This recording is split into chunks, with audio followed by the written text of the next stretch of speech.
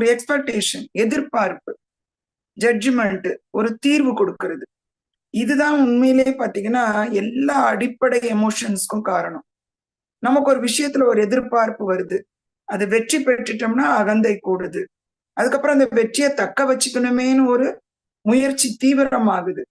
சில சமயம் தோல்வி அடைஞ்சிட்டோம்னு வச்சுக்கோங்க, அதுல எல்லா எமோஷன்ஸும் அடங்கிடும். தோல்வி அடைஞ்சிருவோமோன்ற, அது வெற்றி பெற்றவங்களுக்கும் ஒரு பயம் உருவாயிடுது தக்க வைக்கிறதுக்கு, தோல்வி அடைஞ்சவங்களுக்கும் ஒரு பயம் உருவாயிடுது திருப்பி நம்ம எழணுமேன்னு. நடக்கலன்னு வச்சுக்கோங்க, அதனால கோபம், வெறுப்பு, பொறாமை, அதுல ஒரு வஞ்சகம், எல்லா எமோஷன்ஸ்க்கும் பாத்தீங்கன்னா அந்த எதிர்பார்ப்பு தான். ஒண்ணு நம்மள ஒருத்தர் முக்கியமா கருதணும்னோ, இல்ல நம்ம செயல் அந்த மாதிரி இருக்கு. இதுக்கெல்லாம் காரணம் அடிப்படை அந்த மனங்கள் தான்.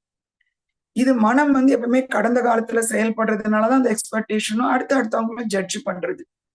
இந்த நிலை இல்லாம இருந்ததுன்னா மட்டும்தான் நம்ம இதயபூர்வமா ஹார்ட் ஸ்பேஸ்க்கு போக முடியும்.